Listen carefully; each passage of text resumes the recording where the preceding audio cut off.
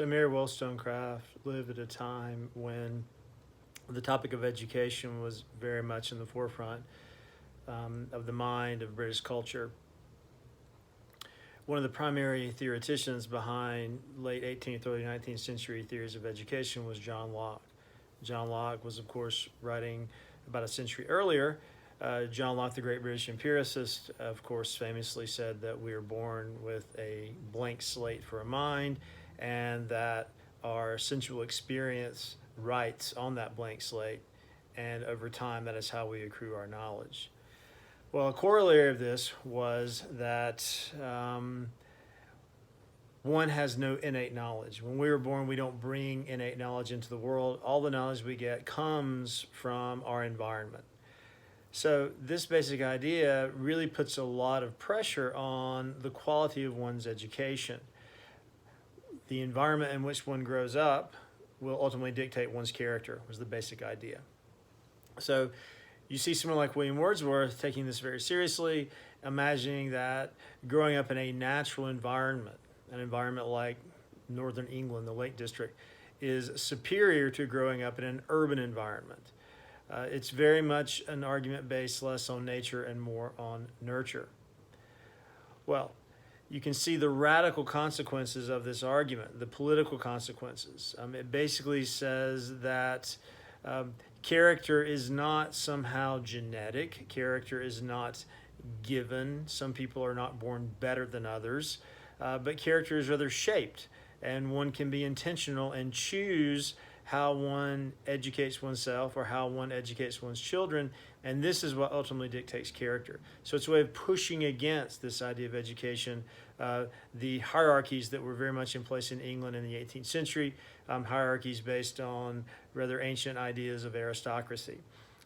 If we are all educated in the same way, then you can see how we all have the same opportunities for success. So Locke's theory of education is basically a democratic theory of education.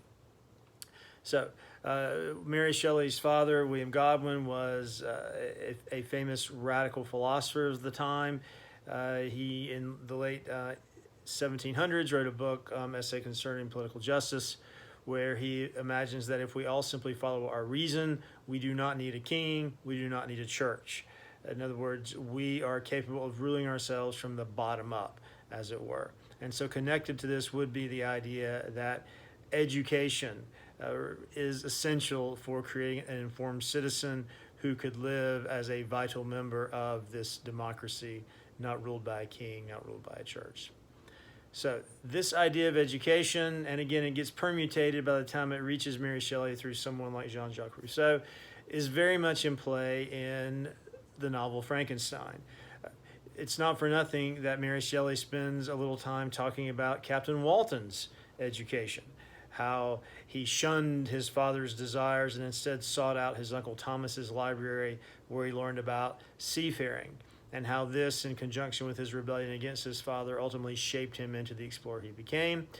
We see that Victor Frankenstein, as a young man, was reading alchemical texts, Paracelsus, Cornelius Agrippas, Albertus Magnus, in conjunction with having extremely lenient parents. The alchemist sort of instilled in him this idea that one can transform the natural world into something that pleases human desire. And you connect this with the fact that his parents were so indulgent. By the time he gets to university, when he learns about the scientific world, he doesn't learn about it to conform his knowledge to the world as it is. He learns about it so he can conform the world to what he wants. Well, look at the education of the creature.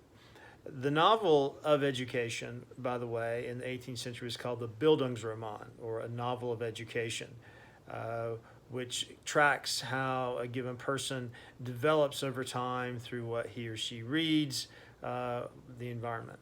So we have a little mini Bildungsroman for the creature.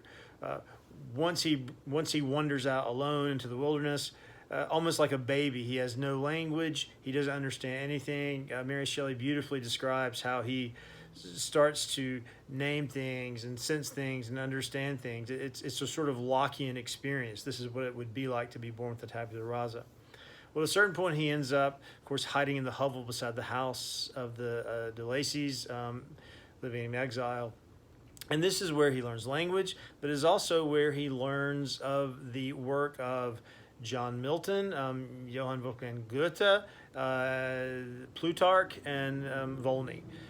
So from Paradise Lost, what does he learn? Well, he learns about Adam, which leads him to ask, well, who am I? What God made me? Where is my creator? Why have I been exiled? So his understanding of Adam leads him to have this kind of yearning for a just God.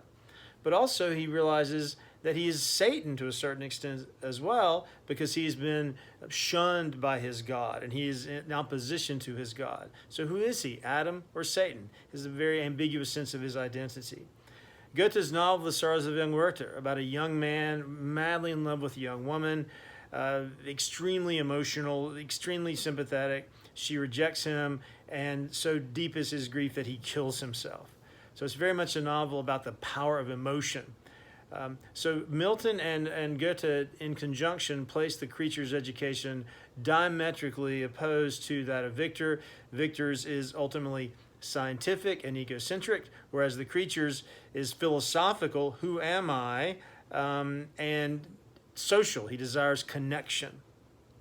Well, Plutarch's Parallel Lives is a book, some 2nd century AD, that looks at the lives of the great men of the ancient age, Pericles, Alexander, Demosthenes, and sort of analyzes their behavior from an ethical point of view.